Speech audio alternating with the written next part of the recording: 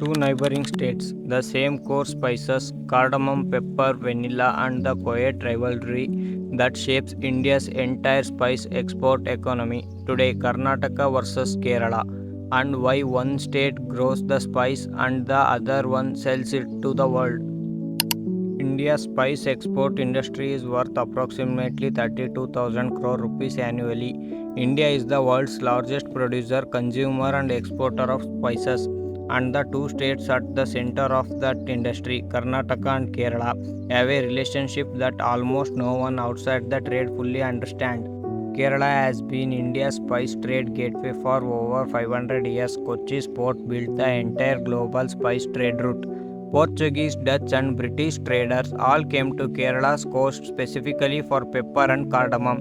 That 500-year head start built something Karnataka has never had: deeply embedded trade infrastructure, auction house, export licensing system, and the international buyer relationship that took centuries to develop. But here is what changed the picture. Karnataka grows more. Coorg and Chikmagaluru produces major volume of cardamom and black pepper. In many recent years, Karnataka's raw cardamom output has rivaled or exceeded Kerala's own production. The problem is not growing capacity. Karnataka grows the spice, Kerala sells it to the world. That's starting to change. More Karnataka estates are selling directly to international buyers and building their own coffee brands, capturing margin that used to go entirely to foreign roasters. Cardamom tells a similar story.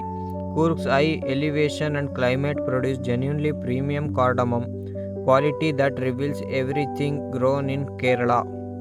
Idukki district widely considered India's cardamom heartland, but Idukki has the brand recognition, the auction infrastructure, and decades of buyer trust. Coorg cardamom frequently gets absorbed into the system, sold blended, and exported without its Karnataka origin ever being highlighted.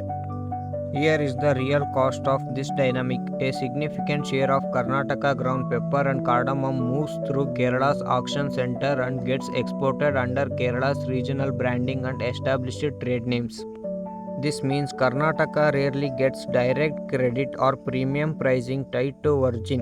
For a substantial share of what it actually grows, the value of Kerala as a spice brand name captured the premium. Karnataka's farmer capture the base commodity price. This is not accidental. Three structural reasons explains why Karnataka spice trade route through Kerala. Reason 1: Port access. Kochi is a major international shipping port with deep-rooted spice export logistics infrastructure. Karnataka spice growing regions, Coorg, Chikmagaluru, Kodagu, are inland, hilly, and far any comfortable port. For a Karnataka spice trader, routing through Kochi is often simply the fastest, most established path to a container ship.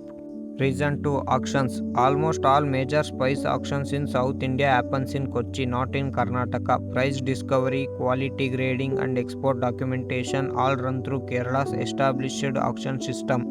Even for a crop grown entirely on Karnataka soil without a comparable auction and grading infrastructure inside Karnataka, farmers and traders have limited alternative but to sell in Kerala's system.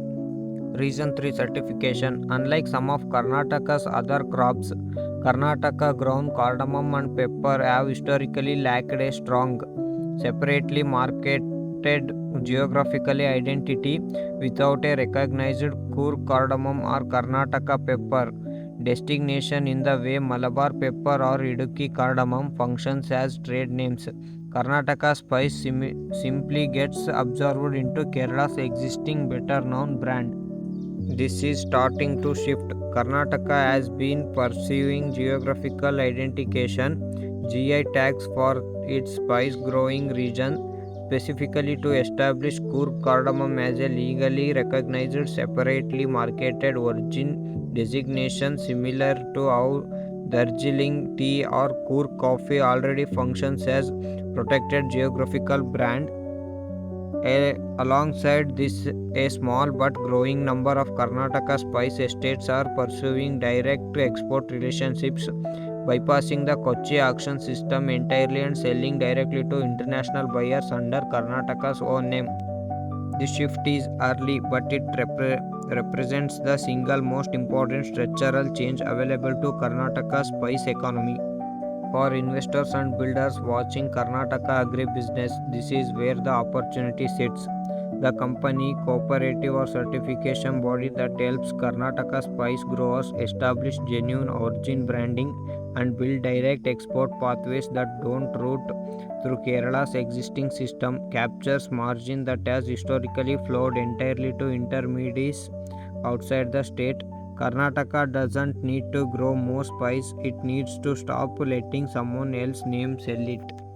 If this changed how you see Karnataka's spice economy, subscribe to Agri Intel India. Next week, we go inside NABARD, the specific schemes Karnataka farmers are eligible for right now, and why most of them never apply.